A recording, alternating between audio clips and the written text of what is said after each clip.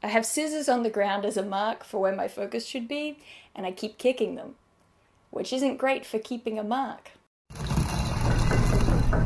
Hello humans, my name is Dael Kingsmill. We're getting up on Halloween now, and I thought that it might be fun to do a D&D video talking about ghosts and how I would maybe run a ghost for a Halloweeny special of D&D goodness. Why ghosts? Well, here's the thing. When I look at the ghost in the 5th edition Monster Manual, I'm a little bit underwhelmed. Because a ghost should be spooky, and a ghost should be sad. And a ghost should be deadly. Like, it's gotta cover a bunch of different bases that I don't feel like the monster as provided. I don't think it hits those points. How to put this? The ghost, you basically can't fight unless you have magical weapons. And once you do have magical weapons, it's just like any other creature that you bash with your sword until it's dead. Which doesn't feel ghosty. Because, I mean, we all know that when it comes to a creature who's got immunity to weapons that aren't magical, we don't throw them at our party unless our party has magical weapons. But then once they have magical weapons, then it's easy peasy. So I got thinking about how to make a ghost feel more like a ghost. Especially if you're gonna be like facing a ghost as kind of a solo baddie. The place I began thinking about this and grew everything from is a place, stop kicking the scissors, was as always, what do I think a ghost is? So to me, a ghost should be not so much, especially not in my D&D setting. I mean, maybe your setting is different, you need to, keep that in mind while you're doing this. But for me, a ghost is less an undead and more an emotional echo, I guess, if you will. I mean, we all have that kind of idea in the real world when we talk about ghosts of that highly traumatic death. I like the twist on that. It's in deaths of great passion or heightened emotion that a ghost would be made, and that maybe the ghost would haunt a person, an object, or a place that is tied to those emotions, whether those emotions are negative or positive. So maybe a ghost haunts the house it was killed in, or haunts the murder weapon that was used to kill it, or maybe the ghost haunts a loved one that it didn't get to say goodbye to. That idea of unfinished business, you want it to have that air of like something that the ghost didn't get to resolve completely. I think a ghost should have something that it wants to communicate, usually a thing that it wants to be resolved, but have a lot of the tension with the ghost come from the idea that it can't get that message across. All it has left to communicate with is emotion. So the more I thought about it, the more it kind of consolidated into an idea that a ghost should be a genuine threat. It has to be like a danger to the people around it, just due to its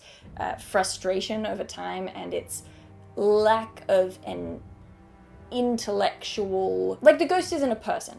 The ghost is not the person who was killed. I want to get that across. All they are is the rage and the sorrow and the fear and the, overwhelming need for something to be done, that imprint left behind of a person who's died. So a ghost should be a genuine threat, it should be a real danger to the people around it, and a ghost should have very limited ways in which you can actually dispel it. And I didn't want these to be ways where you can just bash it with a sword. So what do stories in the real world tell us about getting rid of ghosts? A ghost leaves if its unfinished business is completed. A lot of folklore holds that a ghost might come about because its remains weren't properly buried, so completing the burial rites, giving it a marked grave, would get rid of the ghost. And because I wanted a way to get rid of the ghost that is on kind of the other side of things, I think it'd be cool if there were very specific weapons that you could fight it with, but only once it's fully manifested. We'll get to that in a second. So I thought it might be a cool idea if you find the murder weapon and you can fight the ghost with that. Maybe you want to add in some more things. Maybe you think that silvered weapons should work, or holy weapons should work. It's up to you. You get to mess around with this just like I'm messing around with this. Vague but evocative is my D&D brand, alright? So I'm just giving you ideas, you take what you want. So, the ghostly encounter, the haunting, if you will, takes place in 2 parts. Here you're also going to get an insight into how I lay out my monster stat blocks, because I don't do it like in the 5th edition Monster Manual, because I don't find it intuitive the way that it's ordered over there. I just like having the challenge rating be halfway down the stat block and everything's in kind of bitsy chunks. I don't know, it doesn't make sense to me. I do it in a different order. Specifically up top, I start with initiative and speed, and then I have a section on everything that is defensive, so like armor class, hit points, any save proficiencies, any immunities or weaknesses or resistances, anything like that, followed by an offensive section which covers main attacks, special attacks, stuff like that, and then a little stats section that covers any other stats that I would need to know. So for like, I don't know, a kobold guard that you don't know whether your players are going to fight or try to sneak past, you might include perception and stealth. This is also where I check any other special abilities that I need to note that don't fall under the offensive or defensive sections. So, during the haunting phase, I would begin by picking an object or a person or a spot on the map to which the ghost is tied. The ghost doesn't have any kind of real manifestation, like a solid key point. At this stage, it's not like you can go, there it is, there's the ghost. No, generally this is just a haunted space. A house is a great location to put a ghost, but you could make this work for like a forest or whatever. I trust you to work that out. This is designed with like a building in mind. So, up top, initiative and speed. This speed is 0 at this point because the ghost is not a thing, like I just said, and the initiative is special. I want to get my creep on while the party are wandering around this house doing investigating. So for me and my gigantic party size of 7 players, I personally would roll 5 initiatives for the ghost before any of this starts going down. During the first and second round, I would have the ghost choose 1 initiative to act on out of those 5. On the third and fourth rounds, the ghost gets to choose 2 initiatives that it may act on out of those 5 pre-rolled. The 5th and 6th rounds, the ghost may pick 3 initiative counts to take its turn. You see what I'm getting at here? Basically, it's ramping up, and the longer you take to like discover what you need to discover about the ghost and get about actually dispelling it, the harder it's gonna come down on you. Maybe your party is smaller. You want to have fewer initiative turns. It's just common sense. Follow your heart, I trust you and your judgment. Defense, for the moment you actually can't fight the ghost at this particular phase, so it's just got a list of weaknesses, which are salt, burial rites, and finished business. Those are all abstract, I know. Vague and evocative. The idea with the salt for this particular section is that, just like in the real world, we all have just a general idea about the concept of ghosts and we have those stories kind of surrounding us, creating general knowledge. I suspect the D&D world would be much the same. And so it's very possibly common knowledge to your player characters that a ghost would not be able to cross a border made of salt. So if your players wanted to, they would be able to circle certain areas with salt, which would mean that the ghost couldn't pass into or out of that circle, depending on which side it's on. I feel like that's a cool little mechanic, even though it might be tricky to implement in some ways, just in that the players can't tell the place or object or person that you've chosen at the beginning to kind of pinpoint your ghost pre-manifestation. And so they're kind of guessing at where the ghost might be. And if they were to encircle a specific area that the ghost was in, the ghost would be stuck within it. But if they circle an area that the ghost isn't in, then they've just protected that space. It's kind of like a guessing game almost. And I like that. I like the idea that there's a puzzle element to this kind of an encounter. Also worth noting that a space that has been circled by salt probably can't be affected by any of the ghost's abilities in the offensive section.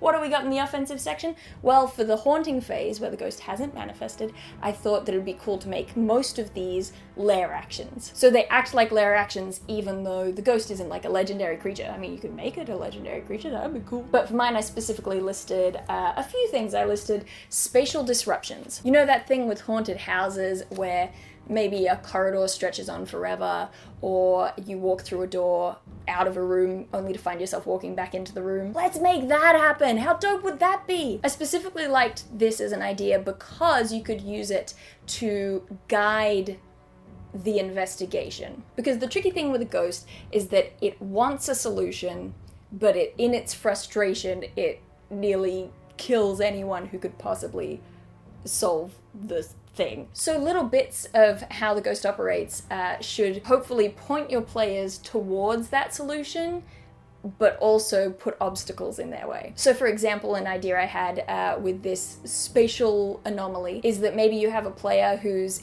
in the room containing the murder weapon that killed your ghost's former self, right? There's just a concept.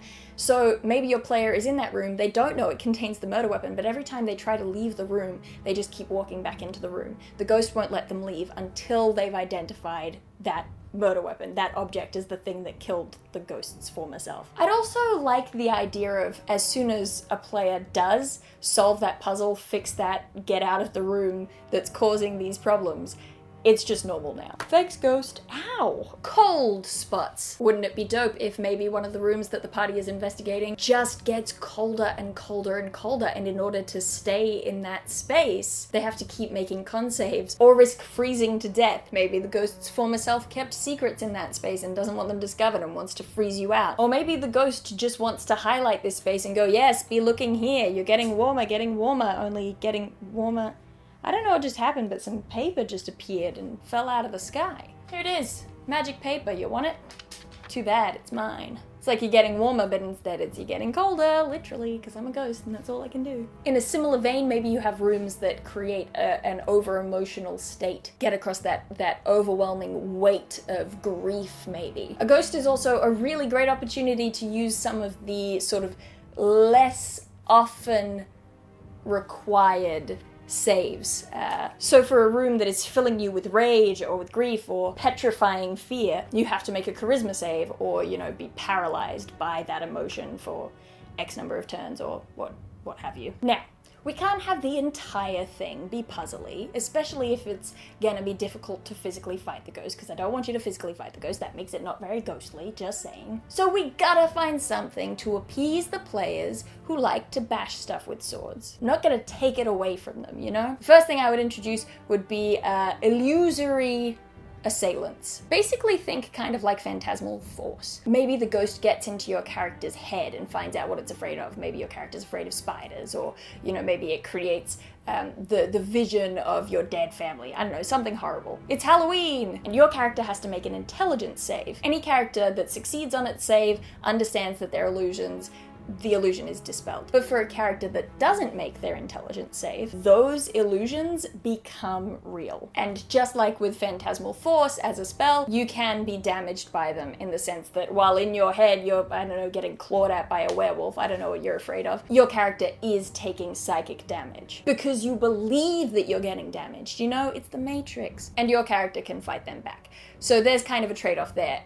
If you fail your intelligence save, then they can hurt you and you can hurt them. If you succeed on your intelligence save, they can't hurt you, but you can't hurt them. So that'll keep some of your fighters and barbarians busy. And the other significant thing I wanted to do was revamp possession, because possession is something the ghost can do in the monster manual. It's pretty cool, but here's the thing. I wanted to make possession a little bit more of a centerpiece, particularly as it will be incredibly useful for you as a DM to guide your players towards the answers they need to get rid of this ghost. So I have possession as a save or what is it called? I guess a save or die mechanic, but you don't die, so it's not that. Basically, the ghost tries to possess your character, you make a charisma save. If you fail that save, you are possessed. There are no more saves after that, you just are possessed. Here's why I think that is fine.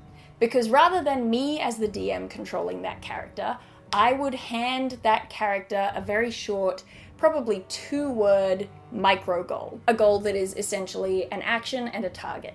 Kill Damien, destroy Lockett, and maybe an emotional cue to go with that, and then I would just let that player go wild. I know we have other spells and magical effects that, make a character act against their own wishes, and they kind of do what they're told while still playing as their character, like trances and stuff. But I think giving them a very specific goal for their character to complete, and it's not like their character thinks, I am the spirit of so-and-so now. It's just their character is like, I have to do this thing. And that player takes control of that character and runs with it. They act on their own initiative. They just have this very new, very specific goal in mind. That could be a risk to the party, could be a risk to NPCs, Play around with it, see what you can do. The possession can obviously be broken. I personally would make my conditions for breaking possession getting salt in the mouth of the possessed person, maybe burning the ghost out of them with silver, or of course, if their micro goal is completed, the possession ends. The other thing I would say is that the ghost can't use any of its lair actions while it is possessing a person. It's got all its attention on running that human towards a specific goal. And stats, what other stats do I mention? True sight. You can't hide from a ghost. So then what happens, Dael? How do you fight a ghost if you can't fight a ghost? Well, let me tell you. As soon as you find out a defining detail about that ghost or how the person it used to be was killed, the identity of the murderer, the identity of the ghost, the heirloom that the ghost once reunited with their former daughter, I don't know, kind of anything that pins down what the ghost's unfinished business was, then the ghost does become manifest. And it does so with drama and gusto. The ghost appears as a spectral vision of its murdered self or dead self. They're not all murdered. In that pre-decided place or attached to that, predetermined object or person or whatever, and basically strikes the nearest person with, I guess, a reskinned equivalent of power word kill. Just a super intense burst of emotion that could cause someone to die of fright or of a broken heart. Your mileage may vary with this, depending on how strong your party is or things like that. Maybe you just want it to do a heck of a lot of damage. I don't know, but I like that idea of a one-shot,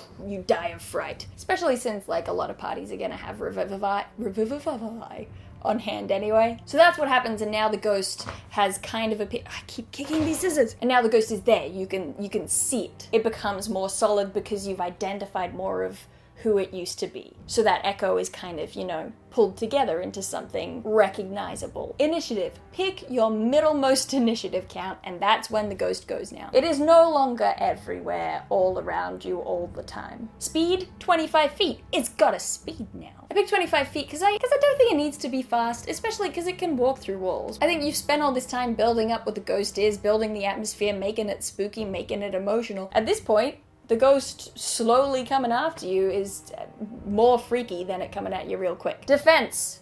Armor class. It has one now. Because now you can target it with stuff. Not that much stuff, but stuff. Armor class 14 is what I picked arbitrarily. It also might be the armor class of the Monster Manual Ghost. It does not have hit points, as it is still not an alive thing, and it still has very specific conditions on dying. Likewise, it is still immune to basically anything that requires a save, except for things that require a charisma save. Because at this stage, the ghost is entirely charisma. Just holding it to the material plane, just barely. It still has weaknesses to salt, burial rites, finished business, the murder weapon maybe, silver maybe, we discussed that. Really at this point they will have discovered what its unfinished business is, or what the murder weapon is, and they will have ways that they can handle getting rid of the ghost good and proper. At this stage it's like a race to get that done before the ghost kills you. Offensive. Withering touch is still a thing. That's in the handbook.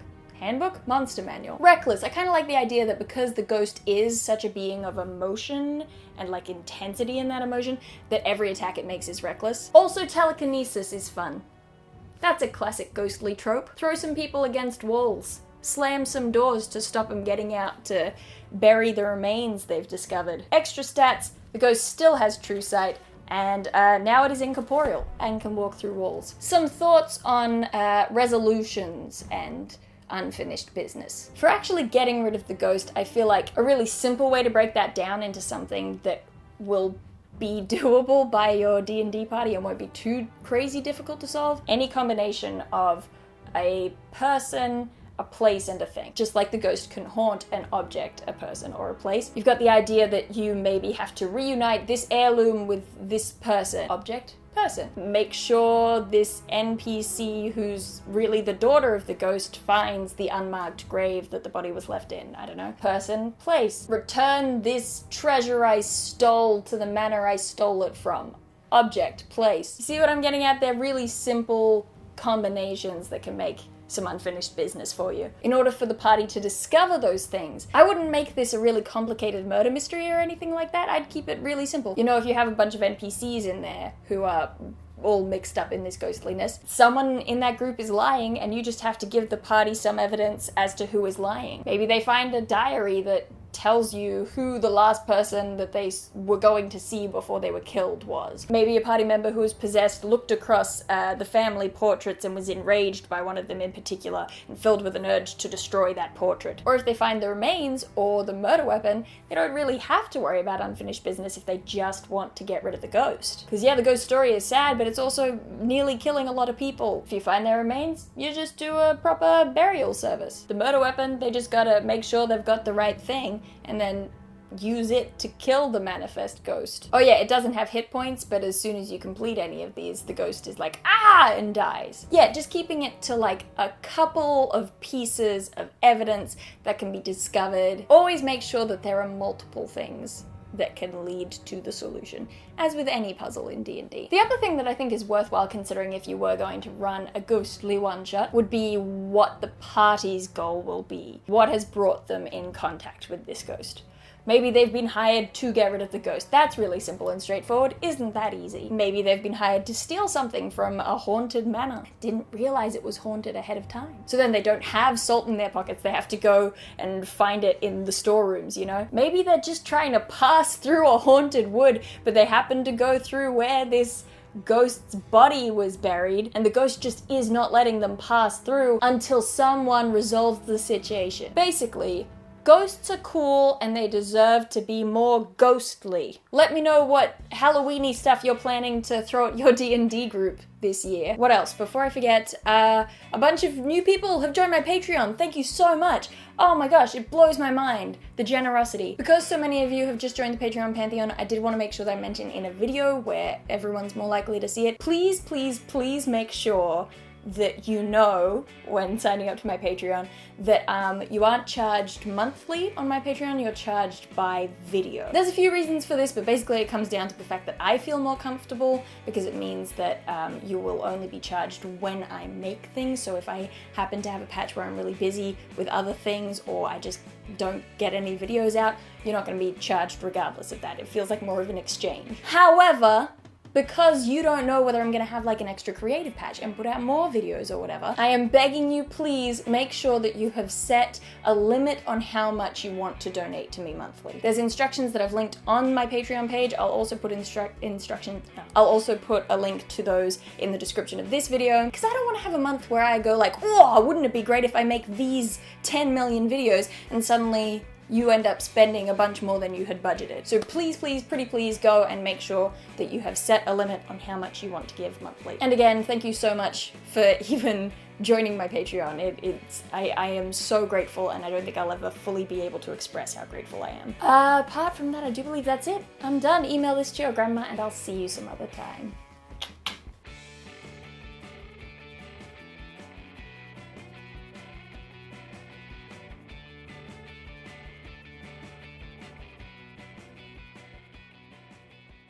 Oh, it's getting close to summertime again. It's getting close to summertime. I'm sweating rivers off my face.